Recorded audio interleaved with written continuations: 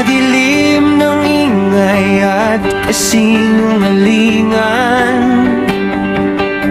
Isang tinigang aalingaw-ngaw sa bayan. Handa na ba kayo?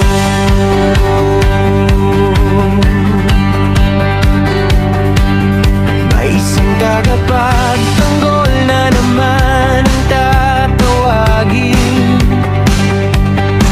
Sa gitna ng gulo siya'y tatayo't lalaban din. Isang babae matatag, di kailanman urong. Kapitana Nehes, pangalan pa lang, may lindol na wawasak sa kadiliman. Real talk at katotohanan ang sandata niyang dala. Hindi pala muti ang salita, kundi bala sa dila. Niya siyang pigilan, wag niya siyang harangan. Pag saang bumira, diretsong tamaan. Mas matindi pa kay Gabriela, silang kung bubanat. Hindi sa dahas, kundi sa katotohanan lantad.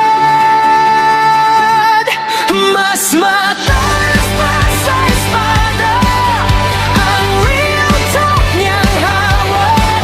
Tapos sa puso tulog pag ikaw na ang tinamaan. Sa gitna ng laban siya ang ilaw sa dilim.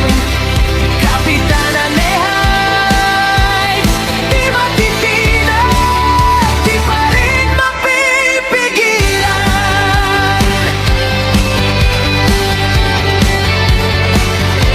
Di siya perfecto, pero todo sa laban.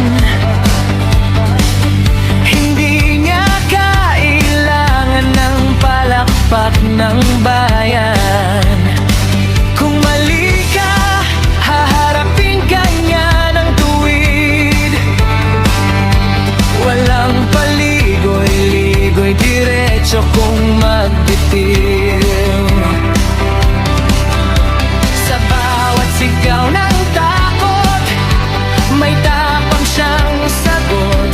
Sa bawat kasinungalingan, katotohanan ng gamot. Hindi lahat ng malakas ay sumisigaw. Minsan tahimik lang pero ramdam ang galaw. May takot sa Diyos, kaya malinaw ang landas. Pagmamahal sa kapwa, yan ang tunay na lakas. Di niya inaapak ang mahina para lang umangat. Sa bawat tama ng salita, may hustisyang kalakipat. Sapat, karik sugatan ng salita. Di puso ang papatayin. Dahil sa likod ng tapang, may pusong handang umunawarin. Mas matalas pa sa espada ang real talk niyang hawak. Tago sa puso tulog pag ikaw na ang tinamaan.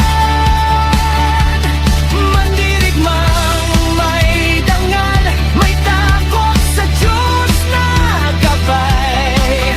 Kapitana Nehay, pag-ibig at tapangan sabay. Sa bawat laban ng katotohanan, isang pangalan ng mananatiling sigaw ng bayan. Kapitana Nehay.